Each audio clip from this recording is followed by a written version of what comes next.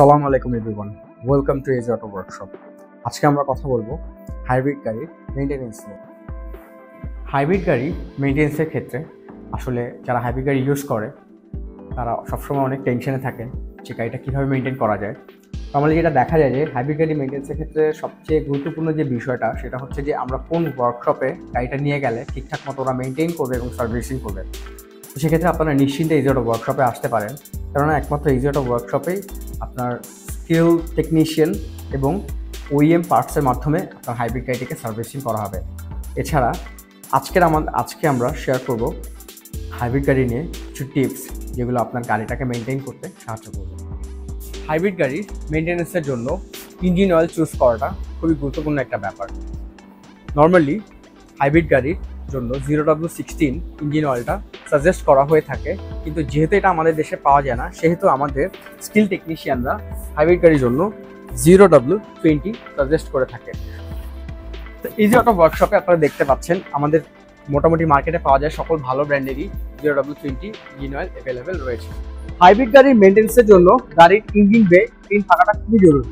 কিন্তু আপনার গাড়ির যে এয়ার ফিল্টারটা রয়েছে সেটা নর্মালি দেখা যায় যে ডাস্ট ব্লক করে, সেক্ষেত্রে আপনার এয়ার ফিল্টারটাতে ময়লা জমে। এই ময়লাটা আসলে ক্লিন করে রাখা বেটার। আমরা সাজেস্ট করে থাকি সপ্তাহে একবার হলেও আপনি আপনার এয়ার ফিল্টারটি ময়লা ক্লিন করে রাখবেন। সেক্ষেত্রে আপনি যেই সুবিধাটা পাবেন সেটা হচ্ছে আপনার গাড়ির লংজিভিটি বাড়বে, আপনার ফুয়েল কনজাম্পশন ঠিকঠাক মতো থাকবে এবং আপনার গাড়ির ব্যাটারিটাও ঠিক থাকবে। হাইব্রিড গাড়ির ব্যাটারিগুলো নর্মালি প্যাসেঞ্জার সিটের নিচে থেকে থাকে। এছাড়া কিছু কিছু হাইব্রিড গাড়ির ক্ষেত্রে গাড়ির ব্যাটারি থাকে হচ্ছে কি ড্রাইভার সিটের নিচে। তো এখন এই সামার সিজনে স্পেশালি গরমের সময় আমরা সাজেস্ট করে থাকি এসি চালু রেখে গাড়ি চালানোর জন্য, কেননা এই এসি চালু রাখার কারণে আপনার গাড়ি ঠান্ডা থাকে, প্লাস হচ্ছে আপনার ব্যাটারিটাও ঠান্ডা থাকে।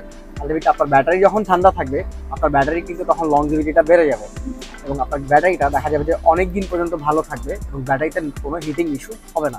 হাইব্রিড গাড়ি মেনটেন্সের ক্ষেত্রে একটা বিষয় অবশ্যই খেয়াল রাখতে হবে, সেটা হচ্ছে গাড়ির ব্রেকিং।